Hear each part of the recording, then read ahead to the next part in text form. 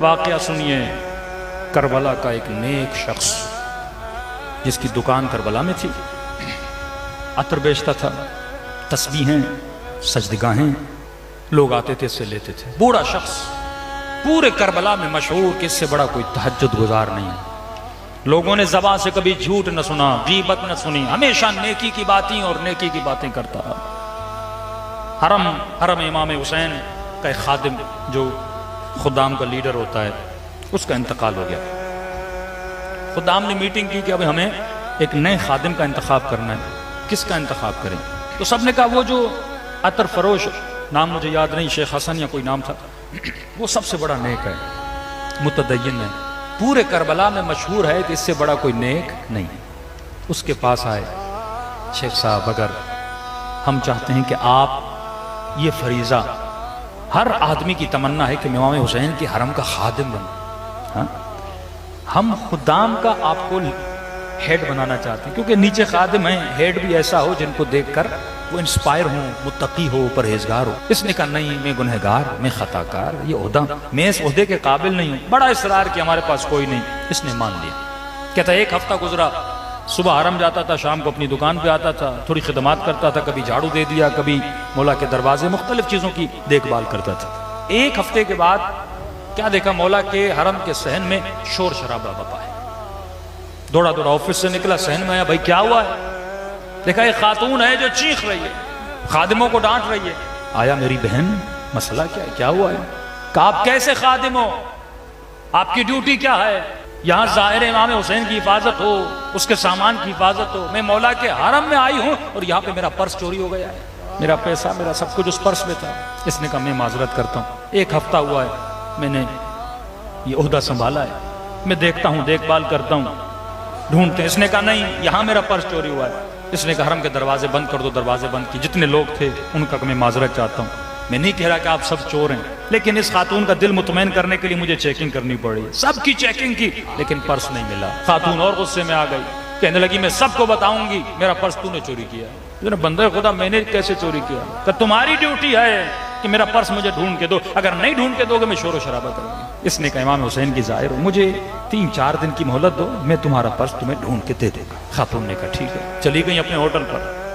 3 دن کہتا ادھر ادھر بہت ڈھونڈا لیکن خاتون کا پرس نہیں ملا۔ کہتا 3 دن کے بعد مولا سے توسل کے مولا میں تو عہدہ سنبھالنا ہی نہیں چاہتا تھا، اگر شروع سے میری بدنامی ہو گئی، یہ خاتون آئے گی پھر بدنامی کرے گی، مولا آپ کا حرم، آپ کے ظاہر، آپ ہی بتائیے میں کروں تو کیا کروں؟ کہتا رو رو کے سو گیا، خواب کے عالم میں ایک منظر دیکھتا ہے۔ کیا دیکھتا ہے کہ حرم امام حسین ہے، اس حرم امام حسین پر ایک چھوٹی سی کرسی ہے، اس کرسی پر خود سید الشہداء کھڑے، امام حسین کھڑے، ظاہر زیارت کر رہے ہیں۔ امام فرماتا ہے میرے ظاہرو جمع ہو جاؤ، میں تجھے بتاؤں کہ میرا چور کون ہے۔ خواب کے عالم میں دیکھ رہے کہ سارے ظاہر جمع ہوئے، میں بھی دوڑا دوڑا گیا کہ مولا چور کا نام بتائیں گے، خاتون کے پرس کا پتہ چل جائے گا۔ لوگوں نے کہا مولا چور کون ہے؟ امام نے فرمایا میرا چور یہ شیخ ہے، اس نے چوری کیا ہے۔ کہتا مولا کے قدموں میں گرا۔ میں نے کہا مولا میں نے کب آپ کی چوری کی؟ مولا میں نے کب اس خاتون کا پرس چرایا؟ آپ تو بہتر واقف ہیں، میں نے چوری نہیں کی۔ امام نے کہا میں پرس کی بات نہیں کر رہا۔ کہ مولا کس چیز کی بات کرے؟ فرمایا شیخ اتنے سالوں سے تو میری خاک شفا کو بیچ رہا ہے، کیا تم نہیں جانتا یہ زمین حسین نے خود اپنے لیے لی تھی، اپنے زائروں کے لیے وقف کی تھی؟ تجھے نہیں پتا میری خاک کو میری اجازت کے بغیر تسبیح اور سجدگاہیں بنا کے تو بیچ رہا ہے؟ تو سب سے بڑا میرا چور ہے، آج تک تو نے جو کمایا میری خاک سے کمایا ہے۔ کہتے مولا واللہ مجھے نہیں پتا تھا کہ یہ کوئی شرعن حرام ہے آپ کی خاک کو بیچنا۔ فرمایا شیخ جتنا مال میری خاک سے کمایا ہے میرے زائروں کو پلٹا دے۔ رہی بات اس خاتون کے پرس کی، فرمایا میرے حرم کے باہر ایک فقیر بیٹھتا ہے، اس نے اس خاتون کا پرس چرایا ہے، لیکن تجھے حق نہیں تو اس کی عزت کو پامال کرے۔ فقیر بھی ہے تو حسین کے در کا فقیر ہے، کل جانا وہیں پہ سو رہا ہوگا، اس کے بستر کے نیچے اس نے مٹی کے اندر پرس چھپا ہے، پرس کو نکالنا اور اسے کہنا کہ تو حسین کے در کا فقیر ہے، آج کے بعد چوری نہ کر، تجھے جو چاہیے حسین تجھے عطا کریں گے۔ کہتا نیند سے اٹھا، اس فقیر کے پاس گیا، نیچے سے پرس نکالا، فقیر ڈر گیا، ہاتھوں کو جوڑ کے کہا میرا ٹھکانہ یہی ہے، مجھے اٹھانا نہیں، میری عزت کو پامال نہ کرنا۔ کہ تیری عزت کی گارنٹی حسین نے لے لی ہے، بس پیغام یہ دیا ہے میرے ظاہروں سے چوری نہ کیا کر، تجھے جو چاہیے حسین سے مانگا کر، حسین تجھے عطا کریں گے۔ اس خاتون کو بلاتا ہے، اسی کیفیت میں جس کیفیت میں امام حسین صحن میں کھڑے تھے، شیخ کھڑا ہو جاتا ہے، کہتا ہے لوگوں جمع ہو جاؤ، میں تجھے بتاؤں حسین کا چور کون ہے۔ ازالے گناہ، گناہ کیا ہے، گناہ کا پتہ چلا، اب خود اپنے گناہ کا ازالہ کر رہا ہے۔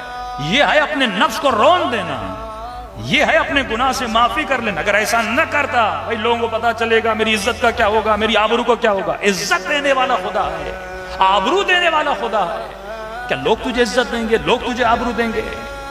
وہیں پر کھڑا ہو گیا، کہنے لگا لوگوں جمع ہو جاؤ، میں تجھے بتاؤں حسین کا چور کون ہے۔ لوگ جمع ہو گئے، اس نے کہا حسین کا سب سے بڑا چور میں خود ہوں۔